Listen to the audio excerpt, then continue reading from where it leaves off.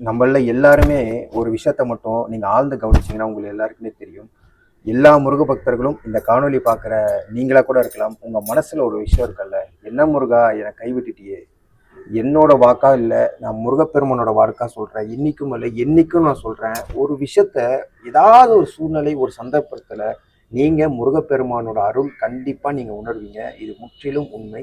அதே மாதிரி தான் ஒரு முருக பக்தை எப்படி நீங்க எப்படியோ அதே மாதிரி இந்த இன்ஸ்டாகிராம் மூலியமா நம்ம ஃபாலோவர் இருக்கவங்க தங்கச்சி அவங்க என்ன பண்ணிட்டாங்கன்னா, ஒரு திருமணமும் தோல்வியாக முடிஞ்சது. இன்னொரு திருமணத்துக்காக நம்ம காத்திருக்கணும்னா ஊர்ல எப்படியெல்லாம் பேசுவாங்க. சில மனிதர்கள் ஒரு கஷ்டத்துல இருக்கும்போது தான் அவங்களோட பின் குணங்கள் தெரியப்படும். இது நிறைய பேர் உணர்ந்திருப்பீங்க, கண்டிப்பா உணர்வீங்க. மனிதர்களை வந்து யாரையுமே வந்து நீங்க இப்படி இருக்கணும் அப்படி இருக்கணும் நம்ம கான்சியஸ்ல வந்து நம்மள ஒரு டிப்ரெஷன் ஸ்டேட்லேயோ இல்லை வந்து ரொம்ப ஸ்ட்ரெஸ்ஃபுல்லாக சில நேரங்களில் வந்து நம்மளை தள்ளிடுறாங்க. அந்த சுச்சுவேஷன்லேயே நம்ம அடுத்த கட்டத்துக்கு நம்ம முயற்சி பண்ணுறக்கூடிய விஷயங்கள் இருந்தால் கூட அதை அப்படியே நிறுத்திட்டு நம்மளே வந்து தோன்றும், எதுக்கு அதான் ஊரடகமே நம்மள இப்படி பேசுதே. அதுக்கப்புறமா வந்து நம்ம முருகப்பெருமான்ட்ட வந்து கேட்கக்கூடிய நிலைமை என்னென்ன, இப்படியெல்லாம் என்ன அவன் பேசுறான், இப்படியெல்லாம் நம்மளை உற்றார் உறவினர்களும் நம்மளை வந்து பேசுறாங்க, ஏன் முருகா அப்படி பார்த்துக்கிட்டே வந்து எதுவுமே ரியாக்ஷன் பண்ணாம இருக்கல, தினசரியா நான் உன்னை பாக்குறேன்ல, நான் என்ன வழிபாட்டுல உனக்கு நான் என்ன குறை வச்சுட்டேன் அப்படிங்கிற ஒரு விஷயத்த வந்து நீங்க என்னைக்கும் அந்த ஒரு வார்த்தையை மட்டும் சொல்லிடாதீங்க. அதுக்கு இதுவே ஒரு சாட்சி, இதுவே ஒரு உதாரணம். நான் சொல்ல போற விஷயம், அந்த அந்த தங்கச்சி வந்து என்ன பண்ணிட்டாங்க அப்படின்னா, முதல் திருமணமும் ஒரு தோல்வியில வந்து முடிஞ்சு போச்சு. அந்த பெண்ணை வந்து அந்த கணவர் வந்து ஏமாத்திட்டாங்க. இரண்டாவது திருமணத்துக்கு வந்து இந்த காலகட்டத்துல வந்து ஒரு திருமணம் பண்றதே மிகப்பெரிய ஒரு ஒரு பெரிய ஒரு டாஸ்கா போயிடுது. ஒரு நகையாகவும் இல்லை பொருட்களாகவும் அதை கேட்கக்கூடிய சூழ்நிலையில தான் இந்த காலகட்டத்துல இருக்கும். அப்போ அவங்க குடும்பத்துல மிகப்பெரிய ஒரு ஏழ்மையான குடும்பங்க. அந்த மாதிரி ரொம்ப கஷ்டப்படுற ஒரு குடும்பம் ஒரு கிராம பகுதியில அந்த வசிச்சு வந்துட்டு இருக்காங்க. இப்போதான் நான் என்கிட்ட அப்போ பேசுனதுல இருந்து சொல்லுவேன், நான் ஒரே வார்த்தை சொல்லுவேன், அம்மா நீங்க முருகப்பெருமான் வந்து தம்புடா, முருகன் வந்து உங்களை கைவிட மாட்டான், கண்டிப்பா சொல்றேன். உனக்கு திருமணமாகும், ஒரு ஒரு ஒரு வரன் உன்னை தேடி வரும், உன் குடும்பத்தை உங்க அப்பா கிட்ட சொல்லிட்டு கலங்க வேண்டாம், நான் என்னோட முருகனோட சாட்சியா சொல்றேன், என் முருகன் உன்னை கைவிட மாட்டான், உரிமையா இரு, உன்னை தேடி ஒரு வரன் வரும் அப்படின்னு நான் சொன்னேன்.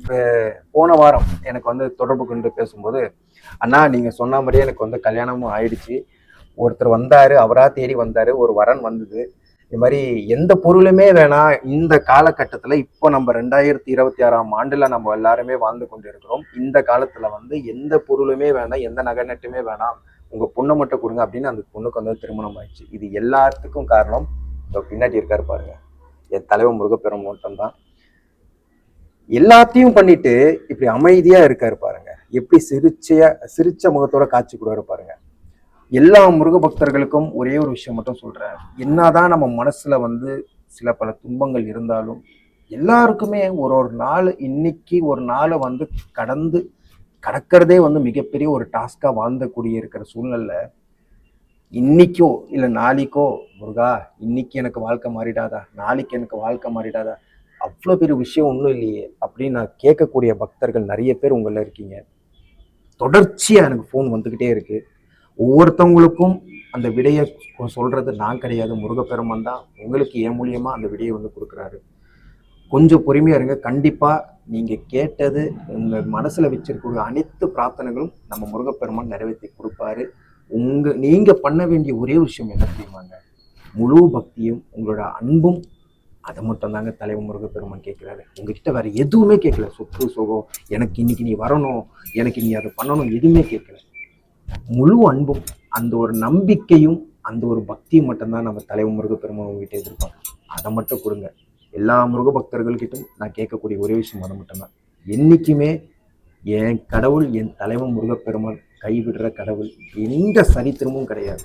அதை நான் முற்றிலும் நான் உணர்ந்து சொல்றேன், கைவிட மாட்டாருங்க அந்த தெய்வம். திருமணம் ஆனதுக்கு அப்புறமும் இப்போ ஒரு பொன் குழந்தை வந்து அந்த பொண்ணுக்கு வந்து பிறந்திருக்கு. ரொம்ப சந்தோஷமா இருக்கு. ஒரே ஒரு வார்த்தை மட்டும் சொன்னேன், நீ சொல்ற தலைவா, அதை நான் அந்த பொண்ணுக்கு சொன்னேன். தைரியம் கொடுக்கக்கூடிய ஆள் நான் கிடையாது, அவங்க எந்த அளவுக்கு உன்னை நம்பியிருப்பாங்க, கைவிடாத ஒரு தெய்வனா ஒரு இறைவனா நீ வந்து காப்பாத்தி இருக்கல்ல, இதுவே போதும். எப்பயுமே தலைவன் முருகனுக்கு நன்றி, இது மட்டும்தான்.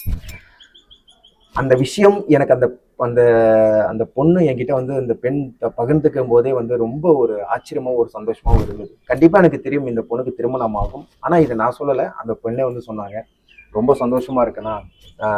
மருத்துவமனையில எனக்கு இருந்து டெலிவரியும் ஆயிடுச்சு. அப்பதான் எனக்கு அந்த நியூஸே சொல்றாங்க. ரொம்ப நாள் ட்ரை பண்ண உங்க நம்பர் ரீச்சபிள் ஆகல, எனக்கு ஒரு பெண் குழந்தை பிறந்திருக்கு, அதுவும் நம்ம முருகப்பெருமானோட பேர்ல ஏதாவது ஒரு பேரை வந்து நான் வைக்க போறேன் அப்படின்னு சொன்னாங்க. ரொம்ப சந்தோஷமா இருக்கு. இப்பேர் இதே மாதிரி ஒவ்வொரு அதிசயமும் ஒவ்வொரு நிகழ்வும் ஒரு இன்பமாக ஒரு நிகழ்வு நம்ம தலைவன் முருகப்பெருமான் உங்க வாழ்க்கையும் நடத்தி வைப்பாரு. நம்பிக்கையுடன் காத்திருங்க. தலைவன் முருகனுக்கு நன்றி.